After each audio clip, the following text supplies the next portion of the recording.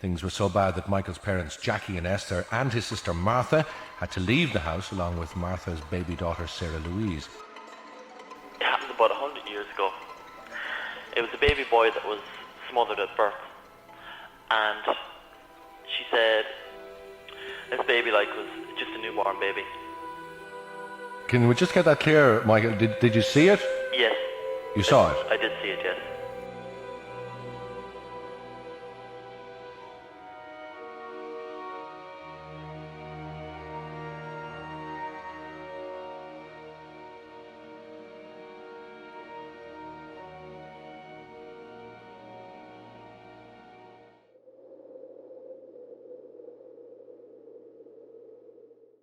Thanks to DraftKings for sponsoring this video. Choose from over 300 real money games that include slots, blackjack, roulette, and live dealer games whenever you want. With more real money games added regularly, DraftKings Casino is changing the game with new ways to play. Right now, new players play $5 and spend for a shot at $1,000 in casino credits. Plus, deposit $5 and get a deposit match up to $1,000 in casino funds. So head to the DraftKings Casino app right now and sign up using promo code Mystery Archives and play just $5 and spend for a shot at $1,000 in casino credits. Plus, deposit $5 and get a deposit match up to $1,000 in bonus casino funds. The crown is yours. Now, let's get back to the content. Galway, a city on Ireland's west coast, sits where the River Corrib meets the Atlantic Ocean.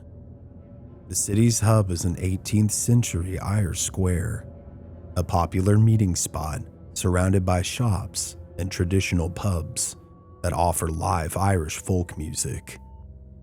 But Galway is known for much more than just beauty and entertainment. Like many places, it harbors dark and mysterious secrets. Underneath the bustle of feet walking and music playing, if you listen hard enough, you can hear the faint whispers of the dead. Our story begins here in 1996 with the Fahey family. The last 30 years, they've called this council house home. Living as one big happy family all together, there's Jackie Fahey, a bus driver for special needs children. His wife, Esther, who works as a cook at a nearby child care center. And they are joined by their daughter, Martha, who has recently given birth to a baby girl by the name of Sarah Louise, and their son, Michael, with his fiancée, Anne. In the words of Michael Fahey, with the birth of Sarah Louise, when she came into the house, we felt as if it was a new beginning. Me and Anne were in the process of getting married, and I had just started my own business. It was a very happy time for the family. But as the family loves one another and cares for the newborn Sarah Louise, something else seemed to be watching them, lurking within the walls of their home. A few months after Sarah Louise is born, their next-door neighbors begin a series of renovations. The construction and its noises begin to bleed over into their house as well.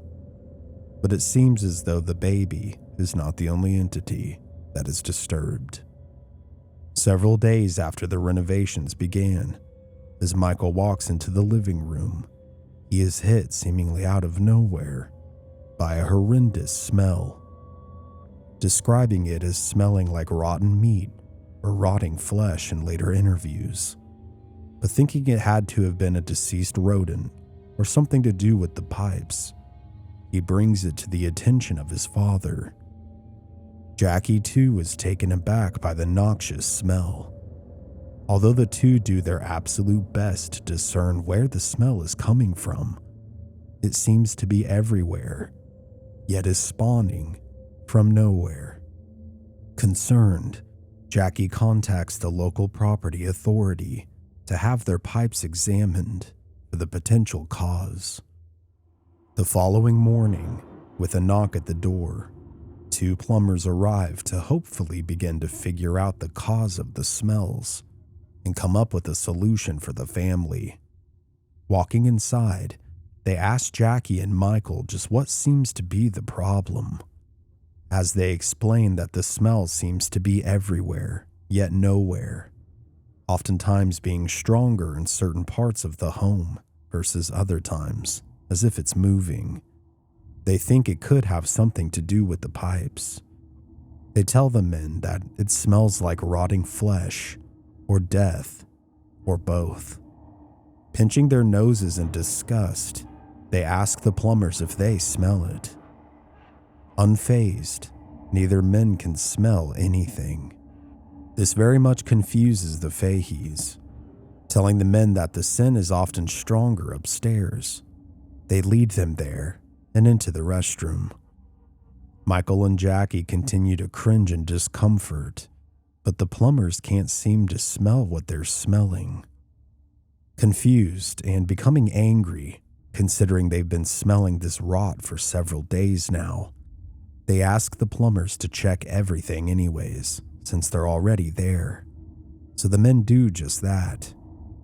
They examine the toilets, pipes, and drains. However, everything is fine and in working order. Never once did they smell what the Faheys had described.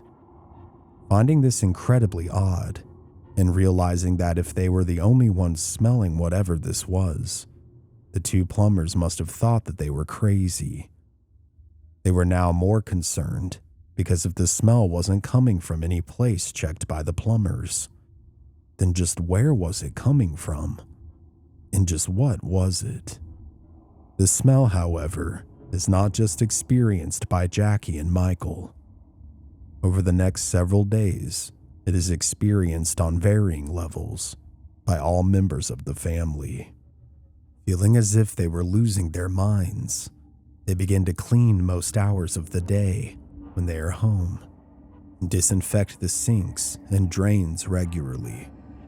Alongside this, they open the windows for the fresh air, and yet whether they're open or not, whether they are cleaning or not, the smell only continues to get worse. It starts to affect the family, causing them to feel sick, nauseous, and dizzy at varying times. Suffering with the smell for almost a month, one day, it mysteriously vanishes, but something else equally bizarre would take its place. One night, as the moon hangs high and large over the Fahey residence, and the wind rustles the trees outside in the darkness, Michael and his fiancée Anne are woken up by the sounds of a baby crying. This normally wouldn't be a problem, but the crying is persistent and continuing to grow louder with each passing minute. Concerned as to why Martha wasn't taking care of her baby, and irritated, as most would be given the hour, Michael decides to get up and check on just what was going on. Walking down the hall, the cries of the infant seem to grow louder with each step he takes, finally reaching a fever pitch when he reaches the room that Sarah Louise was in. Opening the door to check on her, he sees Sarah fully awake and looking around the room in her crib, but she has a binky in her mouth, and the cries, which he had believed were coming from his niece, were still echoing all throughout, and hadn't eased in volume or intensity. Even stranger, his sister Martha was sleeping as if there was nothing out of the ordinary. The cries continued despite Sarah Louise not making them. Thoroughly freaked out but unsure of how to tackle the situation, Michael slowly makes his way back to his bedroom, where Anne asked him just why he didn't get Martha to take care of her baby. He responds with, "I did. I checked on her, and it's not Sarah Louise who's crying, and Martha is asleep. As they both look at each other confused and concerned, Michael suddenly begins to choke. He tries to scream and grabs at his throat, but nothing but struggled gasps of air come out. In later interviews, he would say, "It felt as if someone was choking me and sitting on my chest. I couldn't speak. I couldn't breathe." Feeling as if he was going to pass out, he makes his way towards the mirror where on the dresser it was connected to, there was a rosary. Reaching desperately for it, he's able to clutch it, just barely, and in this moment, whatever invisible hand that was smothering him pulled away. Terrified as the cries echo all around them, Michael and Anne hold each other with the rosary and pray as hard as they possibly can. In Michael's own words, "As we prayed, the crying seemed to get worse. It got louder and louder, almost as if we were physically hurting the spirits." As the couple continues, the screams go from sounding like those of a young baby to something much scarier.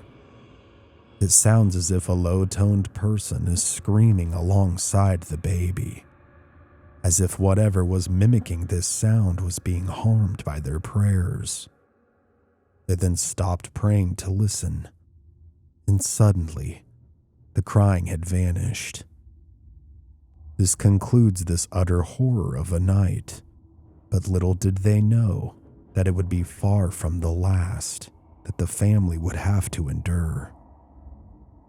The following morning, as Michael and Anne head into the kitchen together, before they have a chance to speak with anyone, they are concerned with Jackie and Esther, frantically searching through the drawers, asking both of them if they had seen the baby's bottles. They answer no. Michael then asked his parents if they had heard the baby crying last night as well. Saying that Sarah Louise was quiet last night, Jackie looks concerned, believing his son to be withdrawn and unlike his normal self. He asks him what he means. Michael answers him with, "There was a baby crying last night, but it wasn't Sarah Louise." Asking what he was talking about because the neighbors don't have any babies, Jackie once again inquires. Michael responds with saying that he believes that there may be something in the house, and whatever this thing was may have just hidden the bottles as well. Jackie and Esther didn't really believe in any sort of an afterlife and aren't religious. They seem to essentially laugh off any sort of a notion that any of this could be attributable to a ghost, especially Jackie. And after Michael calls out into the room, "If there is a ghost, show us a sign," receiving zero response, he walks away from his parents, confused and slightly embarrassed by their reactions. He then gets ready for work for the day. Later that night, however, what the couple experiences yet again is no laughing matter. The ghostly wails of an unseen child echo all throughout the house and all around Michael and Anne's room. Huddled together, holding one another yet again, and praying with Michael's rosary, their prayers grow louder in an attempt to compete with the volume of the cries. Their prayers are soon interrupted, however, by their door opening suddenly. It's Jackie, asking them just what was going on. Why were they praying and becoming louder and louder? Michael asked him if he too heard the baby's cries. Jackie would respond with, "All I hear is you two praying." He then scolds them both, obviously having heard nothing. He slams the door behind him when he exits their room. Michael is left speechless. It seems like whatever entity residing within the home is possibly targeting him and Anne. And somehow, some way, the rest of his family wasn't experiencing what they were. Needless to say, the two wouldn't get much sleep that night either. Roughly a week later, as Jackie and Martha come back home with baby Sarah Louise following a doctor's appointment for her, while the rest of the family is out of the house, the two take the baby upstairs to lay her down in her crib for her afternoon nap. Opening the door to her bedroom, though, they are shocked by what they see. There on the floor, surrounded by all of her toys, is a music box, and it's eerily playing its song. At first, Jackie blames his son and fiancé, thinking they must be playing a trick on them to try and convince them of their ghost theory. He then begins to feel something else, something he can't so easily explain, as if he's being watched. He then begins to wonder if perhaps they could be right. The rest of the day would come and go. The sun would fall below the horizon, and the moon would once again rise, casting its ethereal glow over the Fahey residence. As the rest of the family sleeps in their beds, Michael and Anne are suddenly woken up by a bright flashing light. Opening their eyes and simultaneously seeing a floating orb of sorts, pulsing with a white and yellow light within their room, they huddle together, with Michael clutching his rosary as hard as he can, watching this thing move and flash before their very eyes. In Michael's own words, it was like a bright orb. It slowly dissipated, and then it just disappeared. Following the sighting of this orb, the unearthly cries begin again. The couple again would not sleep much this night. The following morning, as the Faheys sit down at the table for breakfast together, Michael and Anne described to everyone just what they had experienced the night before. This starts a bit of family drama. Esther, although not religious, was still scared of even the thought of the paranormal. She begins to scold Michael as a result. The arguing is soon interrupted by Jackie, who says to his son, "You promised that you didn't touch those toys." Michael hadn't yet been privy to the information that his father and sister came home the other day to the toys being in a circle surrounding the music box in Martha and Sarah Louise's room. He would reply with, "What toys? I never touched any toys." In Jackie's own words, "That's when I realized we have something going on in the house. Something not normal." The tide of the conversation quickly shifts with this hideous revelation. Jackie suggests consulting a priest for help. Michael is worried that no one will believe them, so to meet somewhat in the middle, they decide that they will place a tape recorder in the baby's room to see if they can capture the supernatural cries of this ghost baby. That way they would have tangible proof that could be heard alongside their testimony in an effort to seek help. Later that night, as Michael and Jackie head upstairs to place the tape recorder in the room, they realize that they've left the tapes downstairs. They then set the recorder on one of the dressers while they head back downstairs. After retrieving the tapes, they would then hear a violent commotion coming from upstairs. Rushing back upstairs and back into the room as fast as they could, would come face to face with something that neither of them could explain. There on the floor before them was the tape recorder. However, it had been completely destroyed, mangled, as if someone had deliberately, with a strong hand, torn it apart. While father and son try and decipher the mystery of the destroyed tape recorder, cries suddenly erupt from downstairs. There before Esther and Anne's eyes, the curtains, as if with a mind of their own, began opening and closing rapidly. Jackie and Michael would soon rush downstairs to see just what had happened. In Jackie's words, that moment of fear, seeing the pure fear in Esther's eyes, was just horrible. With everyone terrified by what was taking place, Jackie decides that enough is enough. Without grabbing much of anything, the entire family runs out of the house and takes refuge with nearby neighbors who have been close friends for years. The neighbors are extremely helpful and supportive. They allow the family to stay the night with them. They all have collectively decided that they will call the church in the morning to seek assistance. It takes several days after the initial phone call, but a local parish priest does come to conduct a blessing within the Fahey house. As the father reads his prayers out loud, with the Faheys surrounding him, they all begin to hear the wailing of a baby.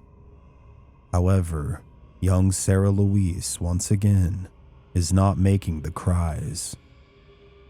Jackie would later say that the more prayers that the priest was saying, the more that the ghost baby screamed. It was as if it was saying, "Get out. We don't want you here." The priest, although putting up a strong front and acting as if he wasn't hearing the cries that the rest of the family were, Michael can tell by the look in his eyes that he is absolutely petrified.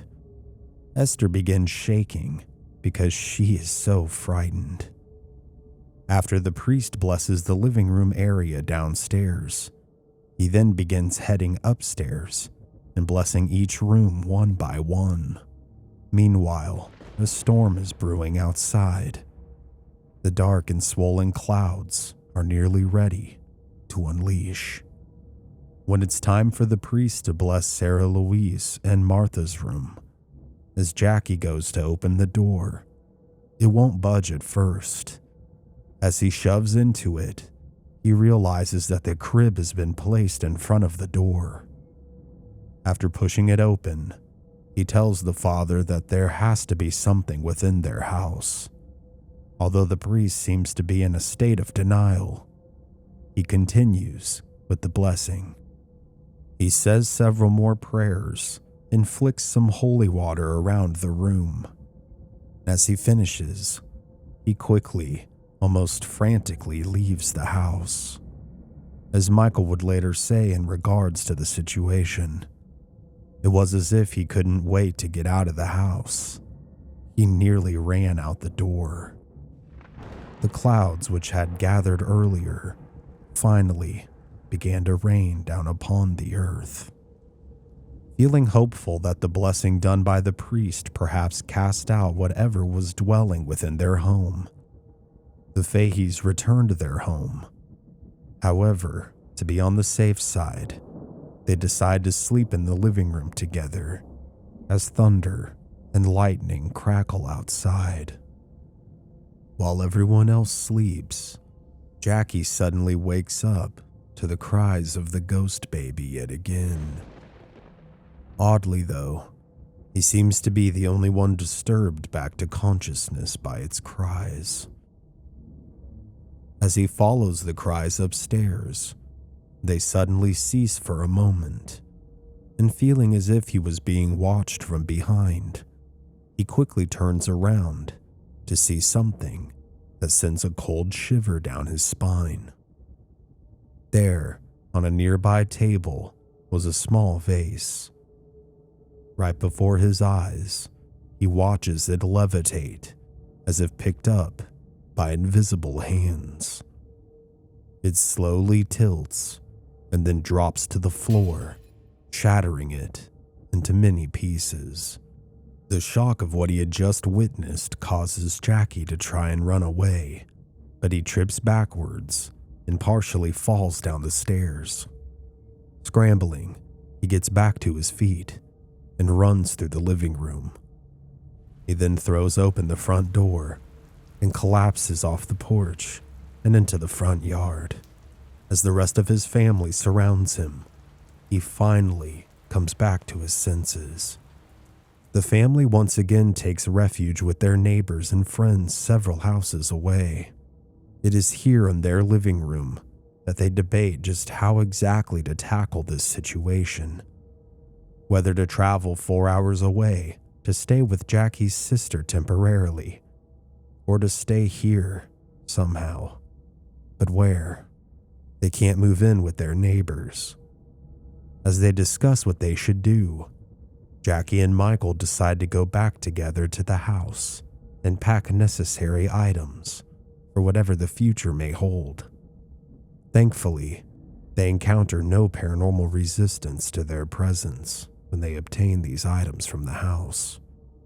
Jackie would call his sister and arrange for him and Esther to travel to her 4 hours away for the weekend.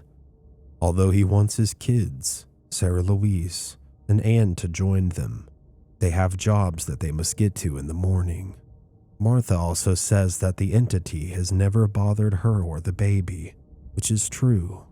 He doesn't feel great about their decision, but decides to go ahead and go after he's reassured by Michael that he will keep them in the loop with anything and everything and will do his best to keep them all safe. After the parents depart, Michael, Anne, Martha, and Sarah Louise return to the Fahey house. The rest of the night is surprisingly quiet for the first time in what feels like forever. The following morning, with Michael and Anne at work, Martha relaxes on the couch and reads a book while her baby sleeps. But not for long. The peace is soon shattered by the cries of her daughter. Placing the book on the coffee table, she quickly heads upstairs to tend to her. The door, however, is closed, and she didn't close it. Finding this strange to say the least, she grabs the handle and goes to open it, but it won't move. It's as if a large, invisible person is pushing it from the other side. As Sarah Louise cries for her mother, Martha frantically begins to throw her entire body into the door in an effort to open it. It doesn't move whatsoever. Panicking now, she runs to a neighbor for help. As her and the neighbor rush back to her house and upstairs to the room, the neighbor searches through their toolbox to try and find something, anything that'll help open the door, when it suddenly and gently opens. The two then look at each other in awe. Quickly grabbing her baby, Martha then grabs her bag, and together with the neighbor, they all flee the house. Later that evening, as Michael and Anne both return home from work, they notice that there's a note on the door. It tells them that Martha and the baby are at a nearby neighbor's house. Thinking nothing of it, as Michael goes to fetch his sister and his niece, Anne stays back at the house. As she sits in the living room waiting for her fiancé to return, she suddenly hears the sound of something moving. Glancing around the room for the source, she realizes that a picture of Sarah Louise on a nearby table is shaking profusely. It then, as if aggressively thrown, hits the nearby wall and falls to the floor, shattering the glass that once held the photo in the frame. Upon seeing this, Anne screams and bolts out the front door as fast as she can. Upon doing this, she runs into Michael, Martha, and the baby. She then frantically tries to explain to Michael just what had taken place. She feels that if they go back into the house, that whatever presence that was there would harm Sarah Louise. With Martha agreeing that she didn't want to return either after what had happened earlier, Michael relents and tells them to get in the car. Martha then lets him know that she needs diapers from the baby's room before they go. Agreeing to fetch them, Michael runs inside and grabs them, as well as the baby's car carrier. Before leaving the house, however, He picks up the phone to make a phone call to his parents to let them know just what had happened.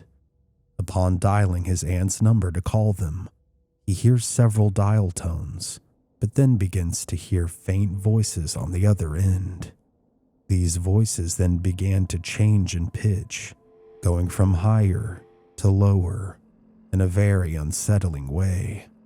Hanging up the phone and then trying again, the phone begins to call and then suddenly emits a horrendous, high-pitched noise directly into his ear. Throwing the phone down, he's absolutely stricken by what he sees. The phone itself is completely melted and is still smoking. With eyes wide, Michael then runs out of the house, but upon exiting the door, he is then shoved out as the door slams behind him. He would later say that, "I was utterly shocked, and I didn't know how, but the phone itself was melted. I then felt like someone was shoving me, like I was being forced out of the house." Disturbed and taking the hint that they were unwanted, the four of them depart and drive the 4 hours to stay with Jackie and Esther at Jackie's sister's house for the rest of the weekend. Several days later, the Faheys reluctantly return to the house, but none of them want to. Esther felt as if the house wasn't hers anymore, that it had been taken over by whatever this thing was. With a long wait list for housing, the family is effectively stuck where they are. Trying to make the best of it, they decide to go inside. Upon opening the door, however, they come face to face with utter destruction. It's as if a cyclone has hit the inside of their house. The curtains are ripped. The pictures are broken. Furniture and items disheveled.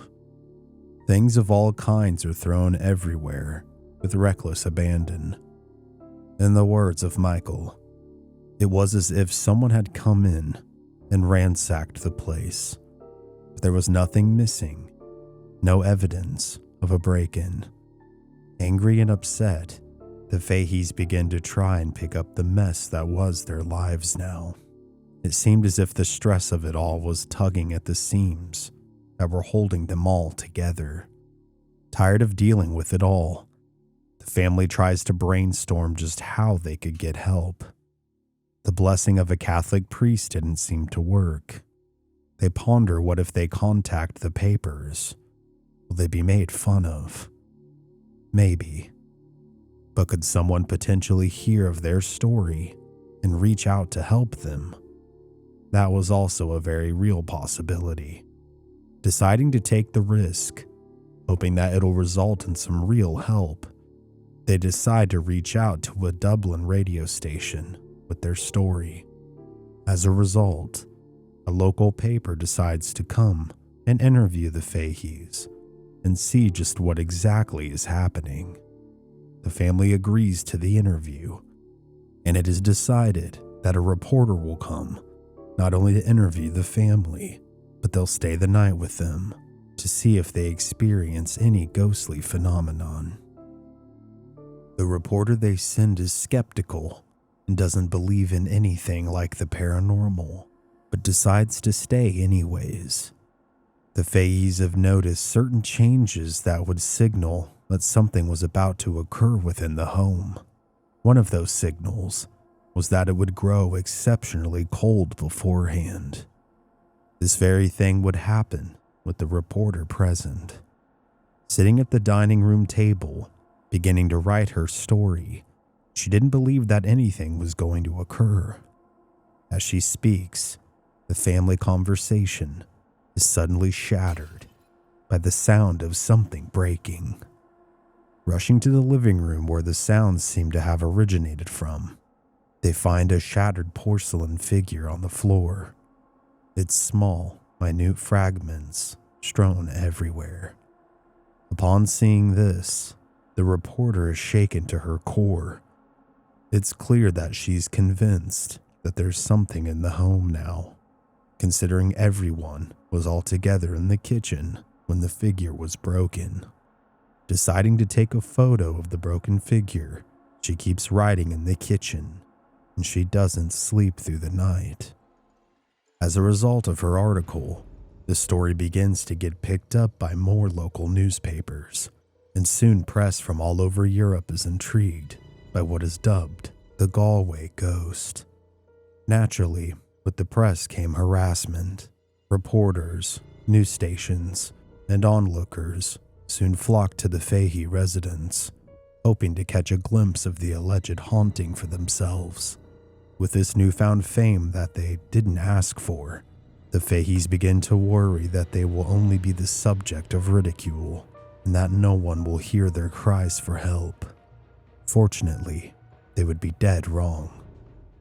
Several weeks after the story broke and gained traction, a reporter would reach out to the family and offer the assistance of a professional they knew, a woman named Sandra Ramdani. Sandra is a well-known parapsychologist and healer. She has stated that psychic abilities are an innate part of the human consciousness and that they are not supernatural powers. She also rejects the term psychic, as she said it is misappropriated by frauds. After speaking with the family, within a week, they welcome her at their door. Michael would describe meeting her like this. When Sandra arrived and stepped in the door, we got this warm feeling as if we had known her for 100 years. After introducing herself to the family, Sandra begins to ask them just what all they had been experiencing. So the family started at the beginning. One thing she really took to was that the activity began shortly after the arrival of Sarah Louise into their lives and home. Asking the family to take her to the room where they felt the most activity in, they would lead her to the baby's room.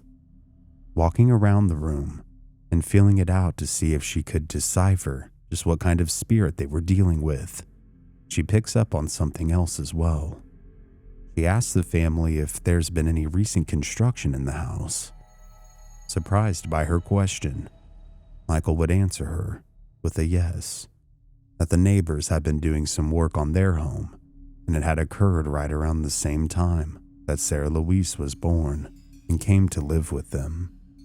In Jackie's words, "It freaked me out when she was able to tell me that the neighbors were doing construction." Asking to be alone in the room for a time to see if she could gather any more information, the family leaves Sandra within.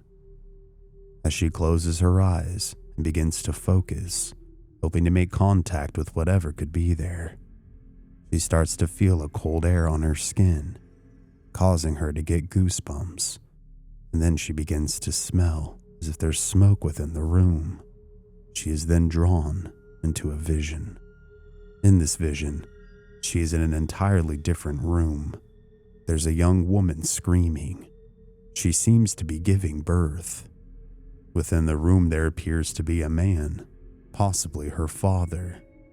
His eyes seemed angry, yet sad. Glancing around the room, then she sees a second man lurking within the shadows. His face is stern, and he too seems as if he could be angry. The screams continue for a short while, and then they turn into heavy breathing as the cries of a newborn baby fill the air.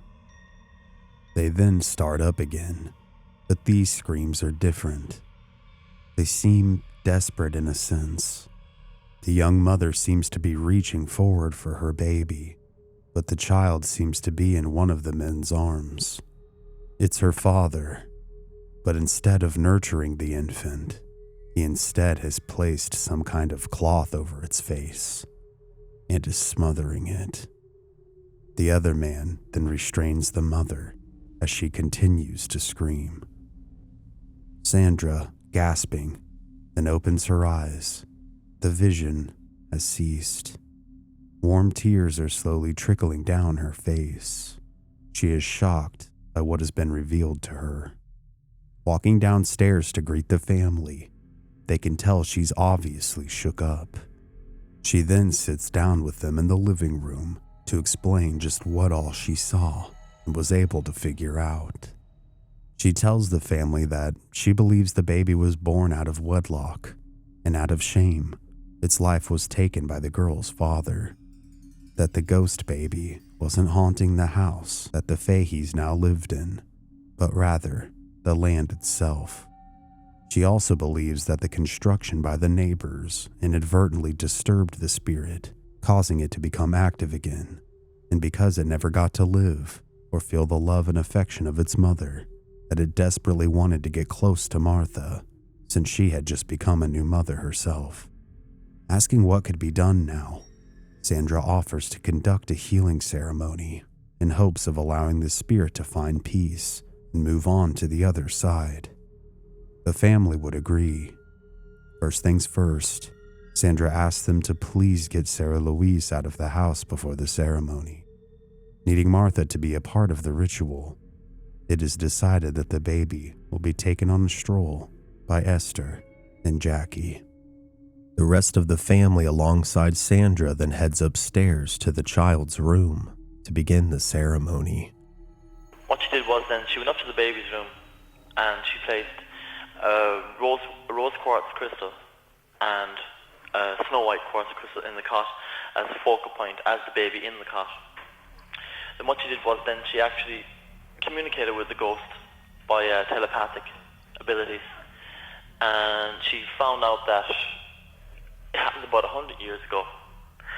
It was a baby boy that was smothered at birth. This baby was just a newborn baby. And who killed the baby? The mother and father. And this happened not in the house, but on that bit of land where the house is now built. That's right. It is explained that amber incense will be burned to protect them during the event and to promote spiritual healing of the ghost as well. She then lays down quartz crystals in the four corners of the room in order to purify and recharge the home itself. They then place an empty baby carrier on the ground in the center of the room and join hands surrounding it. They all then close their eyes and begin to take deep breaths to focus on the task at hand. Sandra tells them to imagine the ghost baby laying in the bassinet before them, surrounded by a golden light, to focus on him, to tell him it's time to move forward and move on. And then you see the very last part of the ceremony was actually, it was the most important part. And I saw the spirit actually been lifted up and taken away into the far side, as she called it, or into heaven, whatever it is, whatever you want to call it. You saw that yourself? Yeah. And what exactly did you see? Well, what she did first, she put us all into a circle, right? And she said, imagine the baby in the circle. And then she telepathically linked with us by moving energy around the circle. And then she told us, think we're breathing in golden sunlight and breathing out tears and unhappiness and sadness. And just keep concentrating. And I could actually see the baby on the floor. Can we just get that clear, Michael? Did you see it? Yes. You saw it? I did see it, yes. And we were doing the exercise, breathing and concentrating. And then she said, just keep concentrating. And then she said, imagine the golden light going out to the top of your head. And at that moment, I saw the baby being lifted up into the light, and then it just disappeared. And it left peacefully? It left peacefully, yes. Upon the ghost baby crossing over, the feeling is almost immediately night and day. It's as if everyone and everything could breathe again. With everyone amazed and so very happy that the infant had crossed over, the feeling of joy and peace filled the home once again.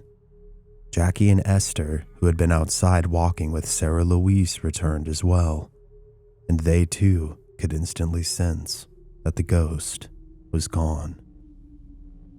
This is what would be considered a happy ending for most, but the Galway ghost still haunts the minds of the Fahey family. Every time they hear a knock or something seems out of place, they fear that perhaps what should be gone isn't. That maybe it's always there, watching and waiting to return. This was a highly requested case, and a very interesting one at that. I did have some of my personal takes on this case, as well as some resources and questions that I'd like to share with you now before we go, and this will be in no particular order. So this case apparently has been tied to a scandal that took place between a priest and a family, with the priest having impregnated the daughter a long time ago. This information comes from Jackie, whose real name actually appears to be Jonathan Fahey, from his book, Cry from Beyond. If this is true, it would very much corroborate the ghost baby story, in my opinion.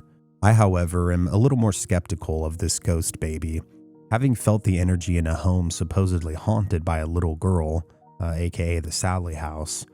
Albeit things may vary on a case-by-case basis, I do believe that entities and or demons can masquerade themselves as children in order to exploit the vulnerable. Ask yourself this: why would a child, an innocent newborn baby, cause such dread and fear among the Faheys? For this very reason, although they may have crossed over a baby's spirit, makes me believe that something more sinister haunted their home. That perhaps following this event, for one reason or another, this entity went dormant. It seems that construction kicked off the activity by disturbing the ghost that was already dormant there in the beginning. I believe this probably played a role, having had constructions wake up ghosts in an old home of mine. This led to some very strange experiences, such as hearing a chorus of whispers and having night terrors, which was not a fun time.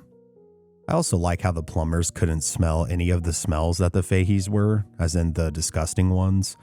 I think perhaps they were desensitized to an extent. Maybe this played a role in that. As a former painter, Meg can tell you that my sense of smell is pretty much cooked. I'm sure, depending on your profession, for one reason or another, people get nose blind. I dug as much as I could, but I could not find any updates on the Faheys past 2006. The initial case took place from 1996 into 1997, and it seemed as if the family still lived in the same residence as of 2006. I hope wherever they are now, that they're peaceful and happy.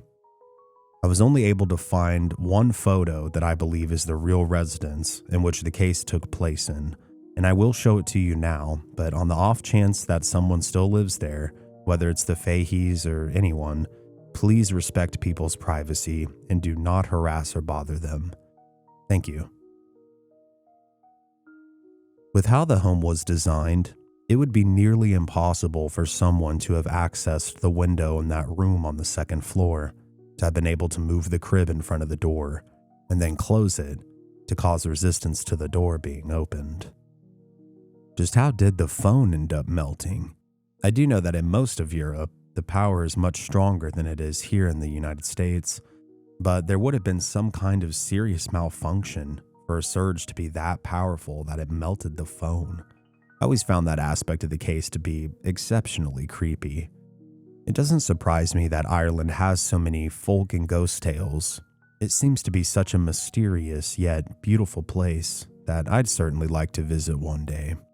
I did want to give a shout out to my Irish fans. I hope I did this infamous story justice for you guys, and I did want to ask, had you heard of this case before I covered it? With that, everyone, please like the video if you liked it, share it around, subscribe with notifications on, and please leave me a comment letting me know what you thought down in the comments below. I say this often, but all this stuff really helps me out tremendously. I did want to let you know that I did revamp my store with some new and much cooler merchandise as well, and I restocked on books, so if you wanted to pick anything up, now would definitely be the time. Other than that, guys, I love and appreciate all of you, truly.